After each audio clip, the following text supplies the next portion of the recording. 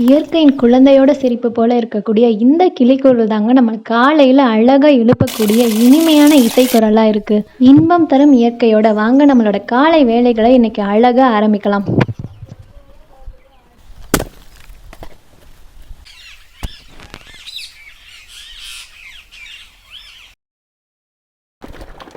அதுக்கு முன்னாடி நீங்கள் விவசாயத்தை நேசிக்கிறவங்களா இருந்தீங்கன்னா, விவசாயம் பண்ணுறது உங்களுக்கு பிடிக்கும்னா நம்ம சேனலை சப்ஸ்கிரைப் பண்ணி நம்ம ஃபேமிலியோட ஜாயின் பண்ணிக்கோங்க.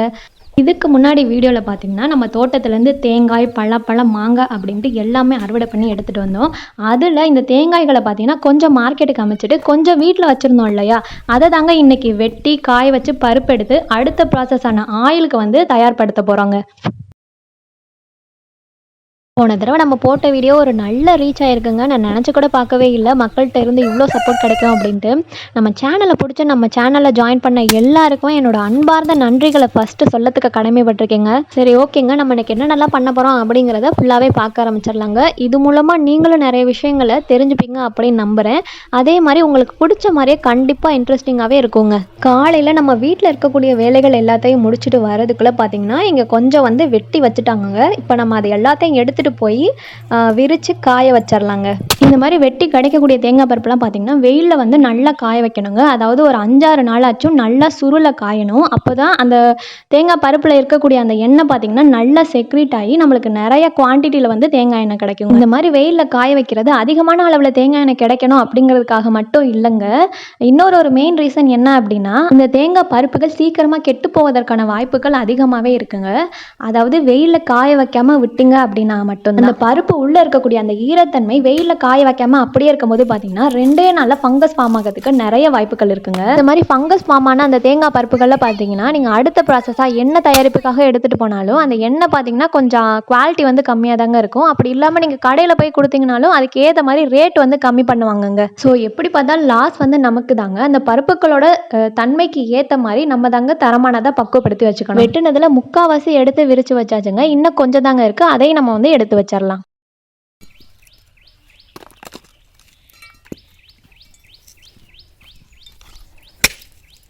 இந்த தேங்காய் பருப்போட சைஸை பாருங்கள், கரெக்டாக 1 இன்ச்சுக்கு வந்து இருக்கணுங்க. இந்த காய்கள்லாம் பார்த்திங்கன்னா மரத்திலே வந்து நெத்தான காய்கள்ங்க. அப்புறம் இந்த மாதிரி காய வைக்கும்போது நம்ம எதிர்பாராத விதமாக மழையும் கூட வருங்க. அந்த மாதிரி மழையிலையும் வந்து நனைய விட்டுறக்கூடாது. மழையில் நனைஞ்சாலும் இந்த பருப்புகள் வந்து சுத்தமாக வேஸ்ட் ஆகிருங்க. ஸோ நம்ம பண்ணக்கூடிய ஒவ்வொரு ஸ்டெப்புமே பார்த்திங்கன்னா நம்ம கவனித்து கண்காணிச்சுட்டே இருக்கணுங்க. அப்போனா தான் நம்ம எக்ஸ்பெக்ட் பண்ண ரிசல்ட் வந்து கிடைக்கும். இதுன்னு இல்லைங்க, மொத்தமாகவே விவசாயம் அப்படின்னு எடுத்துக்கிட்டிங்கனாவே ஒரு விதையை போட்டதுலேருந்து அது மரமாக வர வரைக்கும் அதை பார்த்து நம்ம குழந்தைய வளர்க்குற மாதிரி தாங்க வளர்க்கணும். இதெல்லாம் பார்த்திங்கன்னா மரத்துலே நல்ல நெத்தான காய்கள்ங்க.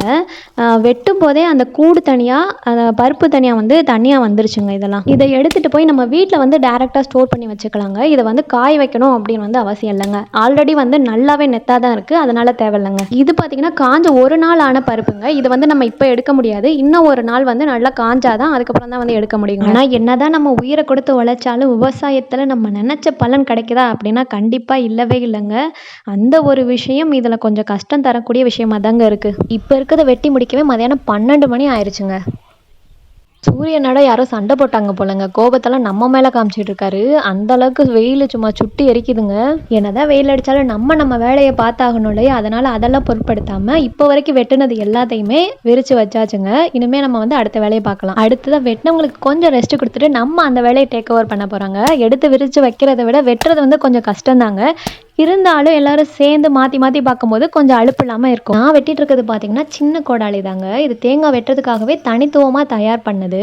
இதை யார் வேணாலும் வந்து ஈஸியாக ஹேண்டில் பண்ணலாங்க. யார் வேணாலும் வெட்டலாம்.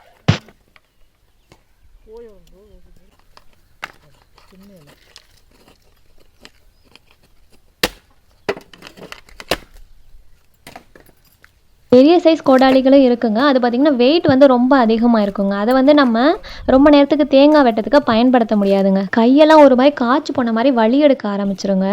அது இல்லாமல் மாற்று வழியாக நம்ம வந்து அருவாக்களை யூஸ் பண்ணலாங்க. இந்த மாதிரி சொல்லி வந்து செய்யலாம். கொஞ்சம் பெரிய சைஸில் வந்து தேங்காய் வெட்டுறதுக்காகவே பெரிய சைஸில் செஞ்சு கொடுக்க சொல்லி செய்யலாங்க. அப்படி இல்லைன்னா கடையிலையும் வந்து விற்கிதுங்க தேங்காய் வெட்டுறதுக்காகவே பெரிய அருவாக்களாக.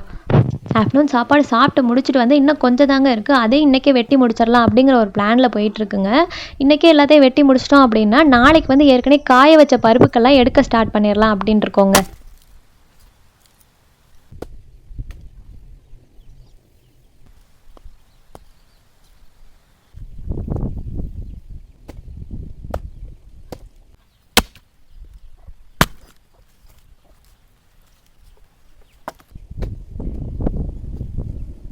எல்லாத்தையும் வெட்டிடலான்னு பார்த்தவங்க, ஆனால் முடியலைங்க, டைம் ஆயிடுச்சு. அதனால் வந்து நாளைக்கு வெட்டிக்கலாம் அப்படின்ட்டு அந்த பேலன்ஸ் வந்து கொஞ்சம் வச்சாச்சுங்க.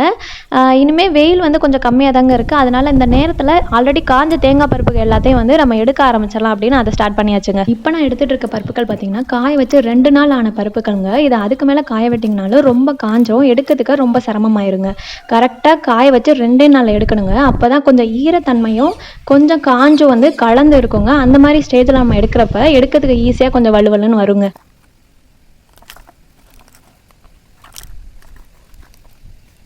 இங்கே பாருங்கள், நம்ம எடுக்க எவ்வளோ அழகாக வருது அப்படின்ட்டு. இதே இன்னும் நல்லா காஞ்சிச்சு அப்படின்ட்டு நம்ம இன்னும் கொஞ்சம் எஃபர்ட் போட்டு எடுக்க வேண்டியதாக இருக்குங்க. நம்ம இந்த மாதிரி ஸ்டேஜில் இருக்கும்போது லைட்டாக மேலாப்பில் இப்படி இப்படி எடுத்து விட்டால் போதுங்க, சூப்பராக வந்துடுங்க. செக்கில் கொடுத்து ஆட்டணும் அப்படின்னா 11 கிலோ தேங்காய் பருப்புகள் வந்து தேவைப்படுங்க. அதை விட கம்மியாக இருந்துச்சுன்னா ஆட்ட மாட்டாங்க. நம்மக்கிட்ட அதை விட கொஞ்சம் அதிகமாக தாங்க இருக்குது, அதனால பிரச்சனை இல்லைங்க. உங்களுக்கு இந்த மாதிரி தேங்காய்கள் கிடைச்சா நீங்கள் வந்து இந்த ஸ்டெப்ஸ்லாம் ஃபாலோ பண்ணி உங்களுக்கு தேவையான தேங்காய் எண்ணெயை நீங்களே வந்து தயாரிக்கலாங்க.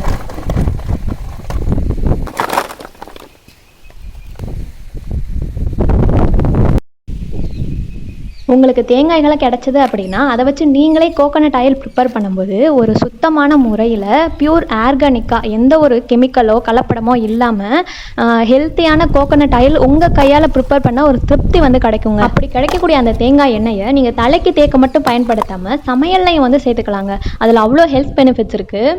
எங்கள் வீட்டில் பார்த்தீங்கன்னா இந்த மீன் குழம்பு வைக்கும்போது மட்டும் இந்த தேங்காய் எண்ணெய் யூஸ் பண்ணி வைப்பாங்க. டேஸ்ட்டு வேறு லெவலில் இருக்குங்க. நார்மலாக நம்ம யூஸ் பண்ணுற எண்ணெயை காட்டிலும் இந்த தேங்காய் எண்ணெய் யூஸ் பண்ணி மீன் குழம்பு வைக்கும்போது டேஸ்ட்டு சூப்பராக இருக்குங்க.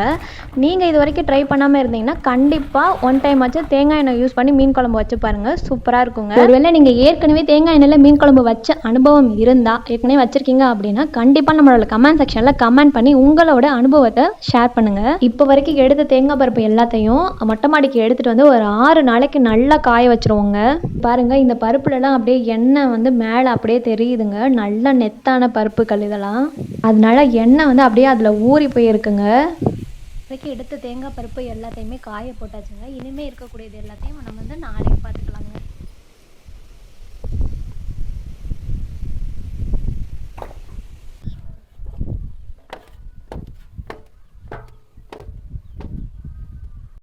இன்னைக்கு பார்த்தீங்கன்னா தோட்டத்துல இருந்து இந்த கொத்தவரங்கெல்லாம் நிறைய வந்து இருந்துச்சுங்க. அது எல்லாத்தையும் பறிச்சுட்டு வந்தோம்.